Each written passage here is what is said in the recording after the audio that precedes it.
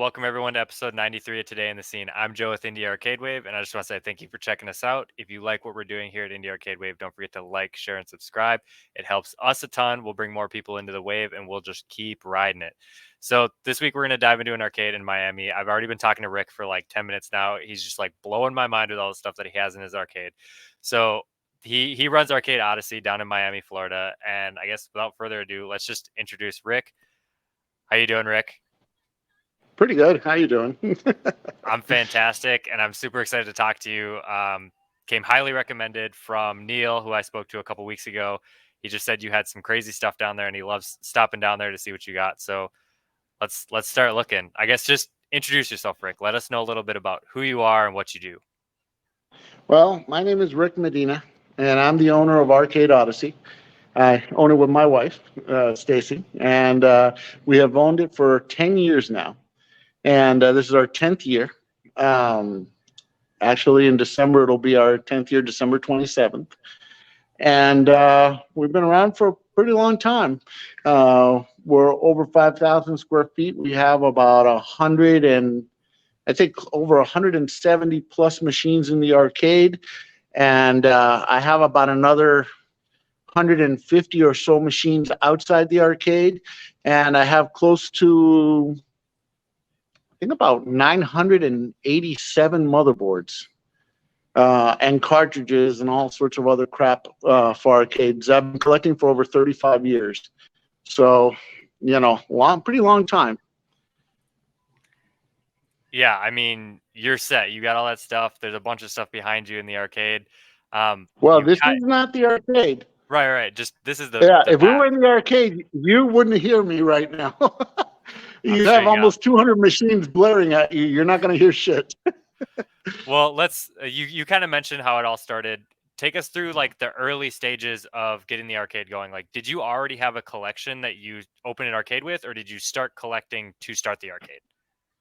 Well, no, I've been collecting for forever. Actually, I had about 40 machines in my home. I just, the way it started was actually in 1990, I think it was 1990. I used to have because I have several other companies, and among one of them, I had a company called Southern Data Systems, and that was like an IT consulting company. And I had two other partners, and every year we would give each other a Christmas bonus, but you couldn't spend the money on yourself. You had to spend it on your partners. Okay, so that was the deal. And one day I was trying to find out what to buy a very close and dear friend of mine, Ernie. I was trying to figure out what to get him. And I was driving around and I see this warehouse with some arcade machines. And I go, oh my God, that'd be really freaking awesome. So I found out what was his favorite arcade machine, which was RoboCop. And I went and I found that machine and I got it for him. And then after I gave it to him, I was like, damn, I want one of those. So I bought one for myself, and my first one was a Street Fighter 2 Championship Edition. It was a hacked or modded cab. Basically the ROMs were modded to hell. I think it was what they call a Core U edition, where you could do like 10,000 fireballs or something like that. It was a really cool version of it. And when we started with that, a few months after that, we were really hooked. And when Mortal Kombat 2 was released, within like a couple of weeks after being released, both Ernie and I went out and got a Mortal Kombat 2 motherboard for our arcade machines. And after that, we just kept collecting and buying and buying and buying. And I had about 40 machines in my house by the time 1993 came around. And I kept buying motherboards and motherboards and motherboards. And eventually 1995 came and I had my first kid, my son. And my wife said, honey, we have no room to put a bassinet. Every bedroom in the house has arcade machines. And I was like, gee, that is a problem. So I had to move out all the arcade, and I got an office, and I started putting all the arcade machines in the office for my clients.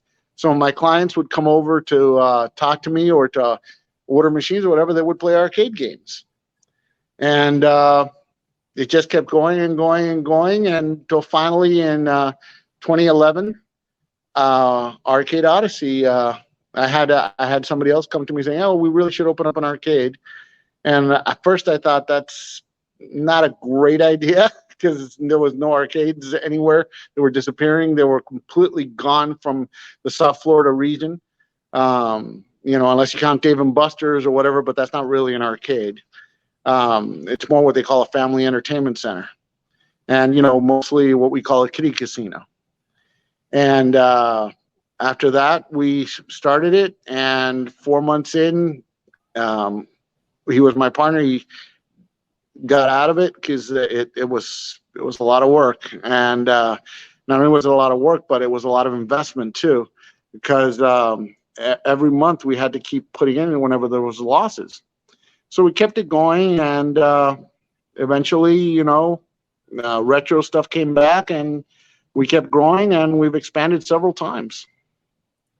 Yeah, I love to hear that. It's really cool that you've been collecting that whole time, and you've seen all these games like when they first originally came out. You still got them, still love them. Yep. I know when we first spoke on the phone, we had this conversation about coin versus pay to get in. Where's your stance on that, and why did you guys decide to stay with tokens? Well, at least for now, we have decided to stay with tokens, and I'll tell you why. Like I said, you can go to a lot of places, and for some places, people pay at the door. They pay $15, $20. They get in, but I noticed that because I visit arcades all around the world, and I do mean all around the world. Anywhere I go, anywhere I travel, whether it's Hawaii, Japan, anywhere, I always seek out and look for arcades, which is really funny because I have so many of them. You would think, geez, what the hell am I gonna? It's like being a chef, and that's not a good analogy because a chef would still want to try other food, But it's like a baseball card collector and going to constant things that when you have the entire deck. But I love it. I still feel the same way. When I was very young, my mom would give me like $1 or $2 for me and my little brother to go play. And we would go and we would play to the last quarter. And believe me, on that last quarter, you would think that we were fighting for our lives to play this game, even if we were playing poorly. But the thing is, when you go into these arcades where you just pay at the door, I've walked in and I've seen a lot of people, and they usually walk away mid-game. And I've walked up to many of them, and I say, "Excuse me, I gotta ask, why are you walking away in the middle of a game?" And you go, "I wasn't playing that well. It's not that. It's not like it's big deal. I'll be back to it." But they never do come back, to play the game. They usually just walk away because they weren't vested in it. And, that reminds me of, like I said, when I was younger, that last quarter, meant a lot. And we would play like, our very lives depended on it. So to this day, whenever I give people tokens, rarely, when they buy tokens, or if I go into any arcades where they used to use quarters, I would never see the people just walk away mid-game. They never would.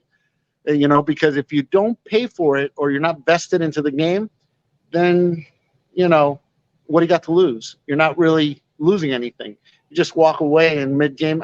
They think of it like an Xbox or something. I'll just restart it. Things don't work that way. Life doesn't work that way. You don't get a restart.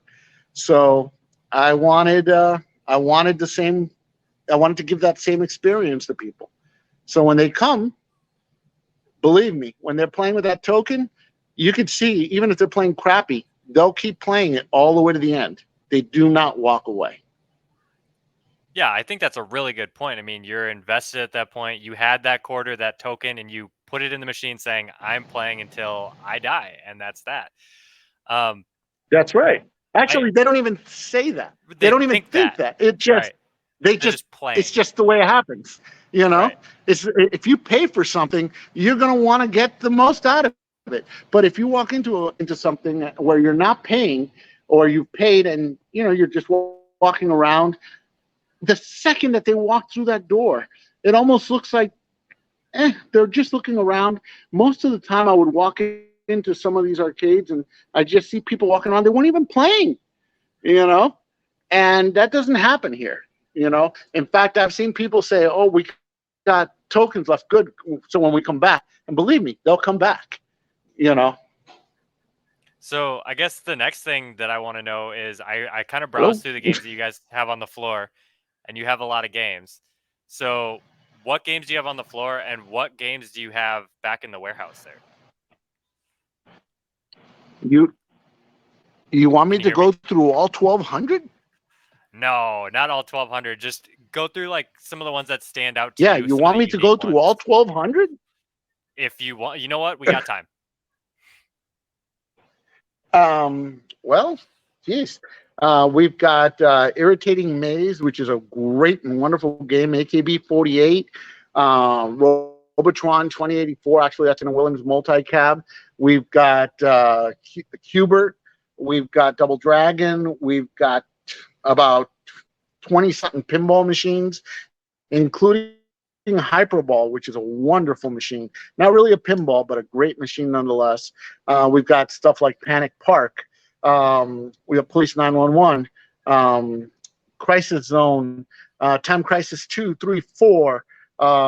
We've got Silent Scope, the last version, which was 4, which was Bone Eater, which uses projection screens and stuff to create almost a holographic-like effect.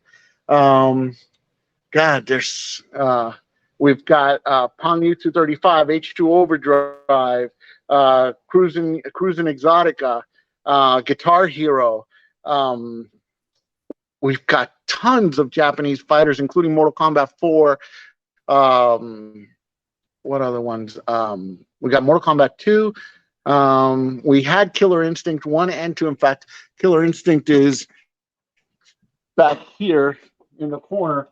A lot of people keep bitching at me that back, but it didn't get as much play as I expected. So I let me see. We've got oh my god, we got so many fighters. We got at least 19 to 20 fighters. We also got House of the Dead, House of the Dead 2, House of the Dead 3, House of the Dead 4, House of the Dead EX. We got Initial D3. We got Initial D8. We've got Punch Mania. We've got Big Buck Hunter. We've got Timber. We've got Tapper. And by the way, this is all just coming off the top of my head. We've got Dance Rush. We've got Nostalgia. We've got Sound Voltex. We've got My. We've got, Jubeat. We've got Tekken Tag Tournament Edition 2. We've got Crazy Climber. We've got Galaga, Galaxian, Pac-Man, Miss Pac-Man. God, I'm sure I could pull up more, but that's just right off the top of my head. I mean, that right there is a crazy selection. It's very broad compared to a lot of arcades. And you were showing me some crazy ones in the back here. Go back through like the 3 or 4 that you got back there that I was just like blown away by. Well, here's some. I'll just go through a few really rare and unique ones. This one was in the arcade. This is Lupin the Shooting, and it's great. It's like a House of the Dead 2, but with looping. I don't know if you've ever seen the anime. That's one I missed. No. Oh my God! How could you have missed Lupin the I've Third? watched a lot of But anime recently, but that one I haven't seen.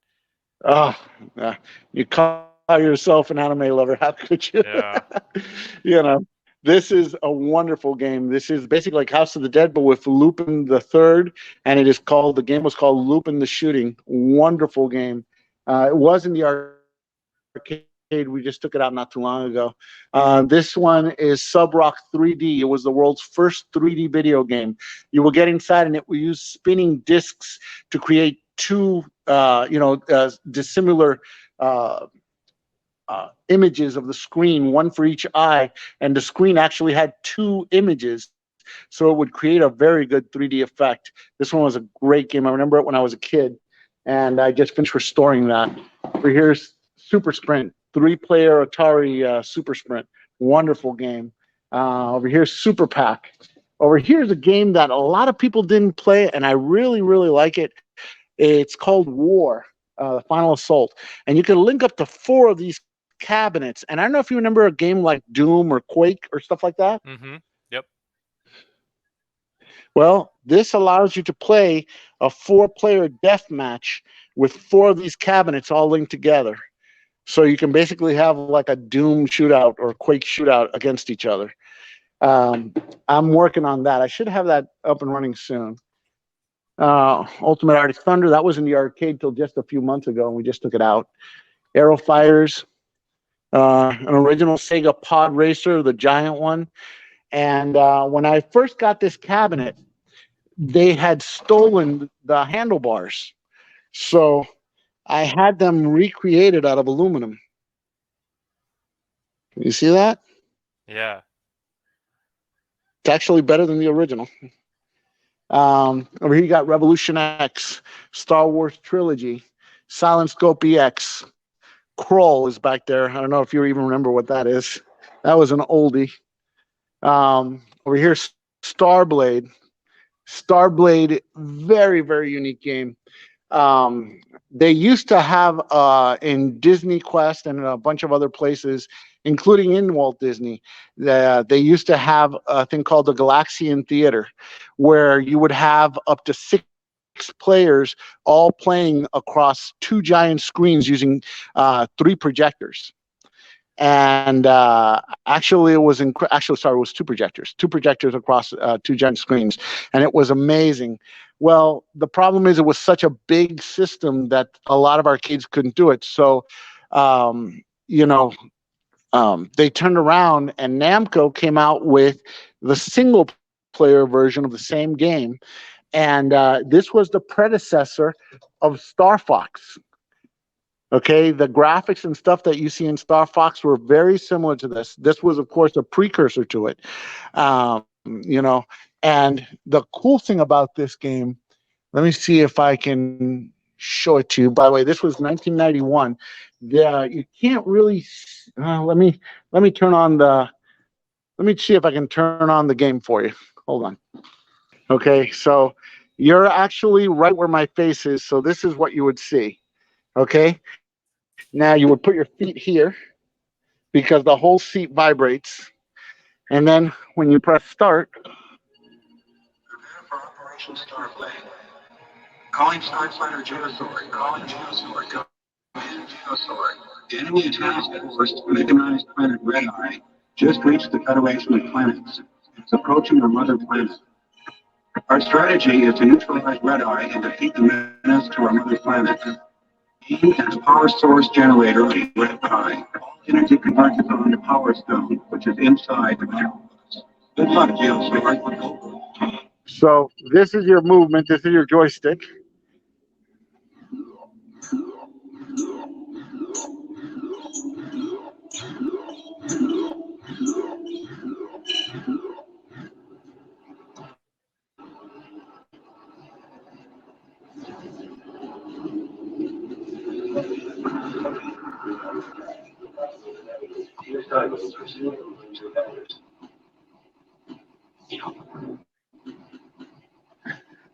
Now remember, this is 1991. It looks pretty good. This, like I said, it was the predecessor to Star Fox. A lot of the graphics that you're looking at here probably look somewhat familiar.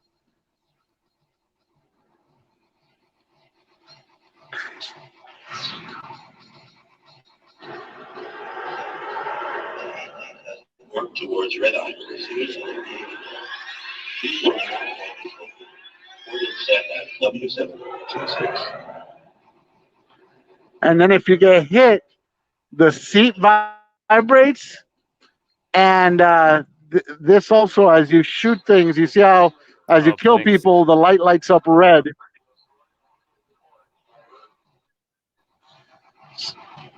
So that gives you a precursor to Starblade. Truly an amazing game. You saw how I got hit and the strobe lights turned on? Mm-hmm. Here, I'll get hit again so you can see it. You see that? Yeah. And the whole seat that I'm sitting in is shaking. I'm sure the phone, you're seeing it Yeah, you can vibrate as tell. I hit it. Yeah. So, anyway, that's Starblade for you. Over here, I'm working on G-Lock, this monster. It's huge. And I'm working on restoring, actually, I was supposed to be working on the monitor when you called. So I'm going to be restoring that. And in the back there, you've got Speed Racer, a Star Rider, which is the last Laserdisc game ever made. You know, and of course, there's Asteroids and so on. Over here is a game that I was just talking to you about, which is Cool Gunman. Okay, this is a really unique game, and it was from 1998. And when we received it, it came just devastated. Over here, you can see the actual pieces of the game that came in. It was just demolished. The pieces were cracked, split. We went ahead and we recreated all the wood, and then the artwork was redone, completely revectorized. The artwork on the sides were revectorized. The guns were fixed. The cactuses were redrawn. Everything was in Japanese, so we had to convert it all to English. Even the soup cans or the cans that were used had graphics, and we had to reproduce those. In fact, over here, you can see a ton of spare labels that we have for the cans. And let me get the plug so you can see it. Okay, so this is just like air hockey, except instead of using a puck and a slammer, you use guns. So you have this gun, you aim at the little circle and you shoot it, and you have to get it into their goal. Okay, you see I just scored there. Now it'll eject it, and you're basically playing two players, so they would be shooting the can also to try to get it into my hole. And there we go. I scored again. Score shows the thing to show that the West scored. That's how it functions, and that's how it works. Now, this game, when we got it, it was a nightmare. We had to take apart the entire play field. If you notice, there's little glass balls or whatever bubbles on the top where there's sensors underneath, and you'll see that some of them are shinier than others. We actually had to reproduce the original plastic, which was, there was like 15 of them missing. So we had to reproduce the actual covers for those sensors one at a time out of pure glass. Then after that, we even reproduced the circles, because in the instructions it says to aim for the red circles, but over 20 of these didn't have the red circle. So we had to reprint these in 3M and went ahead and applied them throughout the entire field. So basically the whole thing has been restored to pretty much the way it was in 1998. But, you know, and of course the guns were redone and so on. So you got the whole thing there. And over here's another game that I was showing them. This game is pretty much from the same time period, and this one is called Galaxy Force 2. And the unique thing about this game is that the whole entire system rotates, tilts, twists. This is what the game looks like in the dark. You see those flashing strobes? Yep. So the game has 4 flashing strobes along the bottom. It has all these lights along the sides to show where you get in and where you get up. And it has this entire metal structure, you know, almost like a roll cage that you use to get in and out of. I'm gonna start the game, and then basically you guys are gonna get a bird's eye view from where I'm basically right where my eyes are. So you have this joystick here where you have the trigger, which shoots, and the thumb button, which is your missiles. You also have which is your throttle. And then when you press the start button, now look, I just rotated up. Now, if you look, you can see out the cock on the side of the cockpit. You can see how as I turn, the whole thing is rotating. Almost looks like something in Falcon.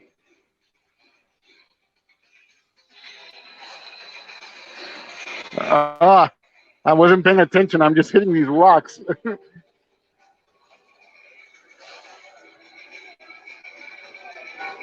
So you can see I'm doing a full 360 rotation here.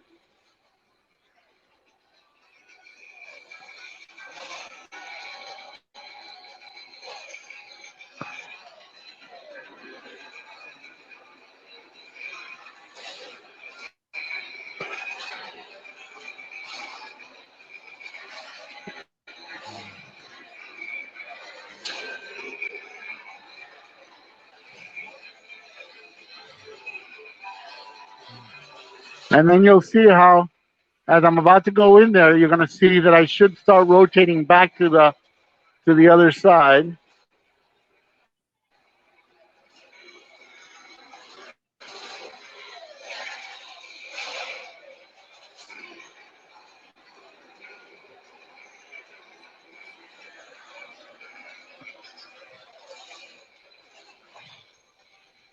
You see how it's spinning around? Mm-hmm. And then you got to go through through, I guess, the Death Star, or whatever you call that thing, the star base.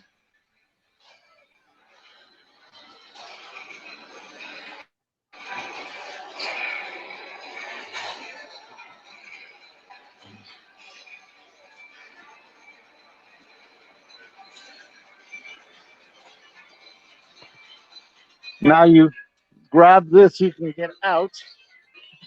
That's Galaxy Force 2 for you. There's a bunch of other games that I'm, of course, working on that I'm starting to restore, such as this one, which is Frenzy Express, where you basically use a scooter. And it was a really unique game, rather somewhat rare, and I'm working on restoring it now. Of course, we have Battlezone and Over the Top. I mean, there's so many.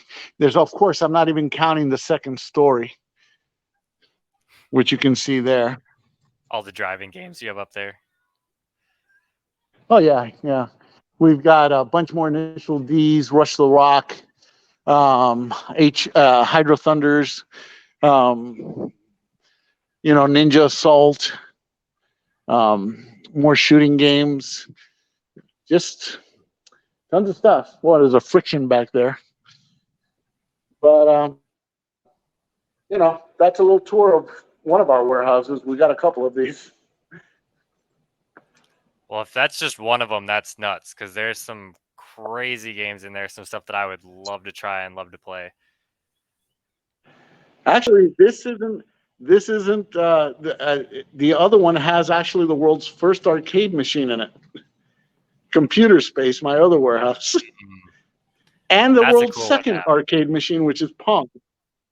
Yeah, we have both of them. And like I said, been collecting for a very, very, very long time. Well, now we know you have that's a little tour of one of our places. Yeah, I mean, now we know you have a crazy collection. Let's hear about some of the craziest things that have happened in the arcade since you've opened it. It's been 10 years. You've got to have a couple, how did this even happen kind of stories. So just give us a couple of them. Oh my God. Yeah. Well, if you follow our Facebook or our TikTok or Instagram, I'm sure you've seen some of those. We've had, perfect example is we had a couple that came in got drunk, decided to steal a poster, and then you can actually see her moving the cameras and stuff. And we have this recorded. This came out on our TikTok. And then they were so excited that they stole a $20 reprint of a poster that they decided to try to have sex inside of one of the video games. And of course, we had cameras in the game, so it shows her, going down on the guy. That's that's a wild one. I don't know why anybody would want to do that in the arcade, but Oh, that's that's nothing. We had another one where these two girls came in, and they were getting rather frisky with each other. They just went to the girls' bathroom, and they decided to try to have sex on top of an ADA sink, which is only held onto the wall with two screws. So I ended up tearing apart the entire wall, and water started spraying everywhere. And the girls were like, "Whoopsie." And then started walking out and left the whole place with water spraying. The wall was, I mean, just a total disaster. That was another one that happened. We've had, oh man, there's so many. We had some of these I don't even think I can say on the radio. you know, we've had some pretty wild stuff, but it's Miami. It's a pretty wild place. Gotta expect it from Miami. I guess the last question I had for you is, what do you think of all these indie games that are coming out? I mean, you got like Killer Queen, Galactic Battleground, Death Ball, Switch and Shoot. There's a bunch that I didn't mention there, but what do you think about all these new games that are being made by independent developers? I think it's wonderful that there's so many people doing games and building games and stuff. But one of the things that I got to tell you, and this is something I really strongly believe in.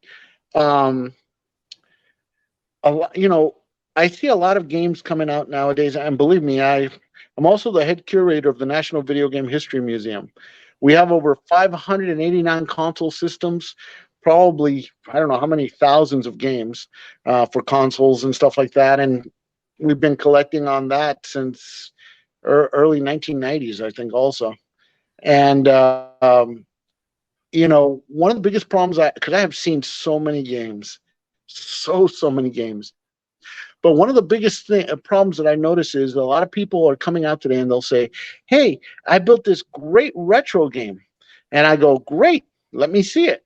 And then they'll show it to me, and it's like, "Okay, so this button fires this. This left thumbstick is an analog control for you to look this way. This right thing does this. These 4 buttons select between different weapons. This button over here," and I go, whoa. Is this a retro game, or is this, should I be using a keyboard? I mean, to me, that's not, I come from a time in the 70s and 80s when the graphics sucked. The graphics were horrendous. You had to use your imagination in order for you to even pretend that you were shooting at something that was even slightly resembling an alien. But it didn't matter. The game was a lot of fun. The games were so successful that 30, 40 years later, people are still playing these games. And the graphics were horrible, but it didn't matter. The games were fun and they were simple. And that's something that I think that a lot of developers have lost touch with. They've forgotten, to make, some, and a lot of people will say, "Oh, Rick, people don't do games like that anymore." And I go, "That's a load of crap." Another perfect example, Flappy Bird. Flappy Bird is a newer game. Graphics are horrible, but how many controls are there? One button. One thing. Okay? And how successful was that game? It got ported to just about everything. Everybody was playing this game. But no, the developers don't think about that. The developers think, "Hey, we're going to go ahead and I don't know what I pressed there. Okay. The developers just think we're going to go ahead and put these fancy graphics, incredible sound effects, augmented reality, the ability to communicate with you. That's all great, but making a game prettier doesn't necessarily make it any funner.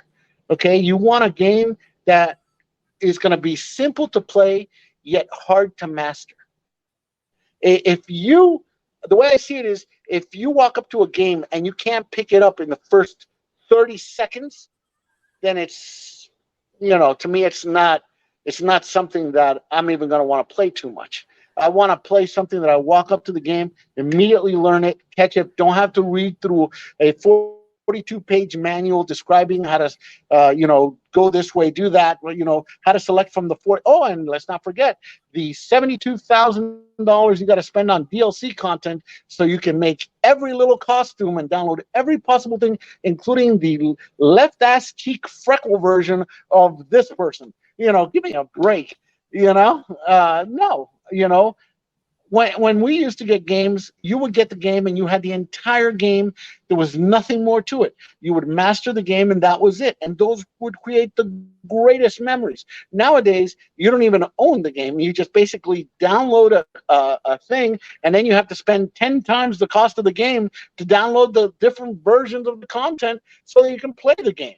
That to me, it's not the way that I remember games, and it's a totally different thing. I guess call me old fashioned, but there was a certain magic to having the cartridge in your hand, plugging in, even blowing on it if you had to, and these created the best memories for all these people that have played throughout all these years. Even nowadays, when they play it, they'll remember it and they'll never forget a lot of, like, Mario Brothers or Smash Brothers or any of these things. They were super simple to play, easy to pick up, and they were wonderful games. And you didn't have to, go through a 42-page manual or spend another $200 in DLC content. So that's just my take on it. So a lot of these indie developers are going ahead and releasing games. I've played a lot of them. Some of them I wasn't too impressed with. Some of them were so difficult, and they were based on things on games that I loved. And I would play these games, and I'm like, I see where they were going with this, but they tried to tweak it, and they just made it so complicated, or they made it so difficult that you couldn't even tell where your player was. And to me, that's, like I said, I guess you'd call me old-fashioned, but I know what's fun, and I like games to be done a certain way. And a lot of the stuff that I've seen coming out just doesn't meet my criteria for what I would consider the longevity, or a game that is going to be memorable 10, 20, 30 years down the line. Awesome. I love that take on it, and I agree. All the DLC is really unnecessary, and it just, if you have to download more for the game, what's the point? I mean, it's just not that much fun. But that's really everything I had for you, Rick. So I really appreciate you coming on here. I'm going to put all the links to your social medias down in the description so that people can check you out. Follow Arcade Odyssey as it keeps going. And if you're still watching, if you like what we're doing here at Indie Arcade Wave, don't forget to like, share, and subscribe. It helps us a ton. We'll keep riding the wave with you, keep bringing more interviews. And until next time, peace.